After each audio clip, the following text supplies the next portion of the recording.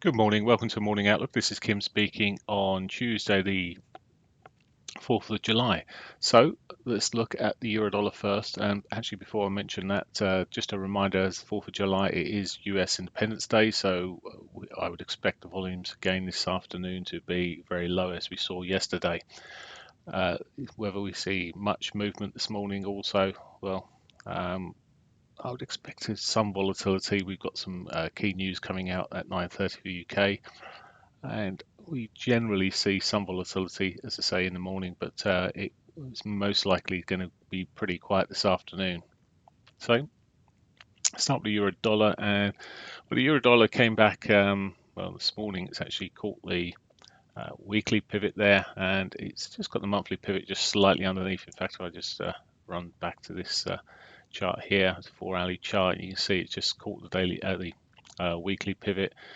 There's a possibility we could just come on, carry on and catch that monthly pivot, maybe roll over some more. Now this is coming back to the daily picture. It's really, if it breaks through the 8 moving average there and starts rolling over, well, next point of support may be the 21, maybe the 34, but both have been tested before, but they may be sort of targets. Also, there's this sort of prior highs back from the early last month at 1282, so somewhere around that 1282, 1300 may be a target on the downside if it continues breaking through that area. At the moment, short term, it looks, well, weakish. We've got the crossover of the 821 here on the 4-hourlies. It's looking like it could continue a little bit. As I said, we've had a bit of a bounce through the early Asian session, and we're seeing that at the moment, and it's really how far this will come back. We have got the daily pivot above us, so there's a reasonable probability that will, or good probability that will be hit this morning or today, and that may be as far as it gets. If it starts pushing on through, we've got the 34 and 50 just above as resistance.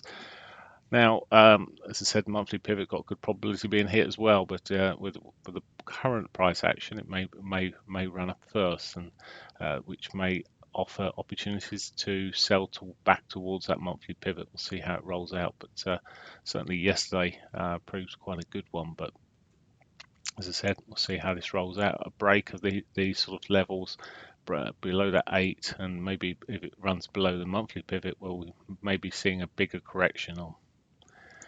Okay, pound then, looking at the pound dollar. And well, the pound dollar came off yesterday as well. It's again hit the weekly pivot there, and it's still got a monthly pivot below, so there's still potential downside targets there. It's just bouncing again off the weekly pivot. No surprise there with the daily pivot just above us, and again, that may provide a bit of a target to the upside there from where we are. Beyond that, again, we've got the 34 and 50 that's sitting above. So pretty similar picture to the euro here. Now it's just a case of, again, if it starts, if it gets up to that level, whether it breaks through it, it may give the monthly pivot a miss for now. But if it starts reversing at that point where the monthly pivot becomes a reasonable target, and again, maybe the 200 that's below there, the targets are the 50 MA, the 4-hourly 50, same area,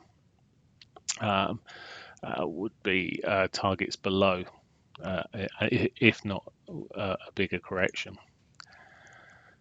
Dollar yen, well, yesterday it went back into that secondary trend line, which I spoke about yesterday. It's run into that and had a reaction at the moment. Not a massive surprise there. It's pushed up quite strong. We've just seen it come back through the daily pivot here, and well, just a bit of overrun through into the 34 and just air kissed the 50 there. So again, similar picture to the pound, inverted picture to the pound and the euro effectively. If it can carry on, it does have a monthly pivot quite a long way below us, though, and this is the differential here. So if it does continue to sell and break through here, we sort of looks like it air kissed the weekly pivot and not actually touched it properly there back in yesterday. So there is still the potential for that to roll some more and maybe we could see that, but if it sells off through that 50, well, that becomes a target in that respect. Otherwise, really looking towards the daily R1 today, so yesterday's highs and then the daily R1 if it starts pushing to the upside. Aussie dollar, put in a nice pivot swing yesterday. We've seen already a lot of that price action work off through here, heading back down towards the monthly pivot at the moment. It's run through the weekly pivot there, pushed back up there towards the daily and run through the daily, so it's cleared all that out of the way. Big moves through the Asian session there, heading off, as I said, at the moment towards that monthly pivot. May just see a bit more of a correction through this earlier morning session, we often do. But it'll be interesting if the other two markets, the pound and the euro, start rolling over, whether we see the Aussie dollar follow suit again. And finally, the Canadian dollar. I just want to catch up on the price of oil before I do that. So it's back up there towards $47. It's doing pretty well now.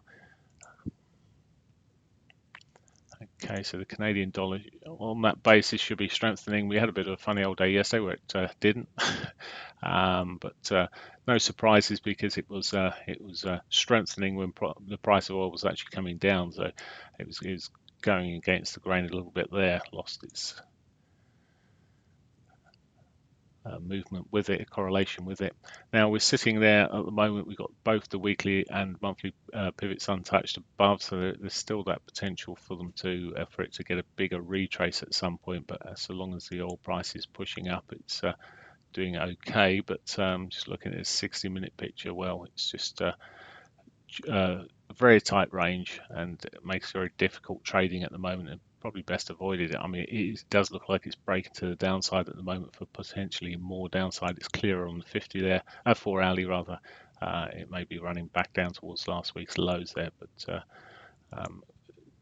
there was a holiday, Bank of Canada, the Canadian day yesterday, so it was a bank holiday, should I say, yesterday.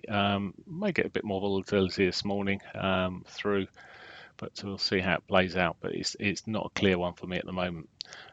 If anything, erring towards the downside, although we have, as I said, two major pivots which have a reasonable probability of being hit above. Right, that's it for me. Have a great day. I'll catch you in the morning. Bye for now.